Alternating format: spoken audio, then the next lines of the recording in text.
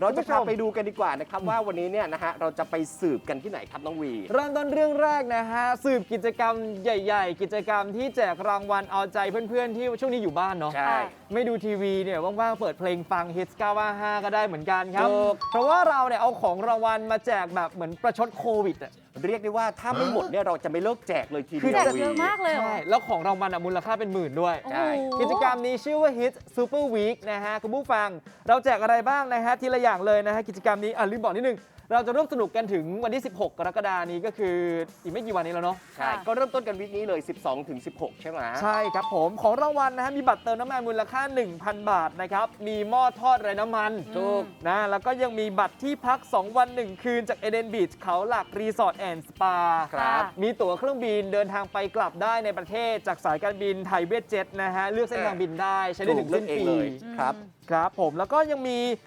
บัตรที่พักครับ 2 วัน 1 คืนที่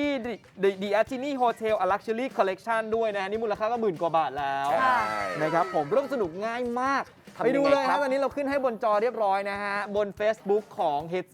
955 ใช่แฟนเพจของเรานะครับ ใช่ ก็จะมีโพสต์อยู่ก็เข้าไปทำตามกติกาได้เลยนะครับในนั้นก็จะอธิบายไว้ครบเรียบร้อยเลย หรือว่าเข้าไปดูรายละเอียดเพิ่มเติมก็ได้นะครับ ผ่านเว็บไซต์หลักนะครับที่ www.hits955.com นะครับรับรองว่าของรางวัลเยอะจริง ๆ ปังมากน้องพลอย ใช่ แล้วถ้าไม่หมดเนี่ยไม่เลิกแจกด้วยนะ อ๋อเหรอ ความคิดมันอยู่ที่ตรงนี้ สิทธิ์นี้คือเขาไม่ให้ดีเจเหรอพี่วีแบบ ไม่ นี้ ได้เลยครับ งั้นให้พลอยได้ไหม น้องพลอยไม่อยากจะบอกในคลื่นนี้เนี่ยเขาไม่คัดความสามารถเลยนะ เขาคัดอะไร เขาคัดหน้าตาดีเจ หน้าตา อย่างเดียวเลย ดูคนที่สอง แล้ว อ่ะ พี่บอยผ่านมาได้ไงอ่ะ แล้วดูวีดิสูงเท่าพี่บอยเลยคุณผู้ชมดูดิวงการบันเทิงมีอยู่จริงฮะนี่คือเขายืดให้เรียบร้อย นับคนที่ 2 ด้านซ้ายคุณผู้ฟังคนนั้นคือปังสุดนะฮะ นี่มีพี่บีมสรัญยูด้วยนะ ดูดีๆเนี่ยมองด้านซ้ายคล้ายกับพี่เวียสกุลวัฒน์นะฮะ ครับ มองด้านขวานะครับคล้ายๆกับน้องเข้มหัดสวี ครับ ถ้ามองดีๆคุณผู้ชมคล้ายโหนชนากร รับยาช่อง ติดโควิด ช่อง7เลยครับ รับยาช่อง 7 เลยนะฮะ แต่ใส่กางเกงมาเหมือนไม่ได้อ่านไลน์กรุ๊ปอะพี่บอยอะ อย่ากลืน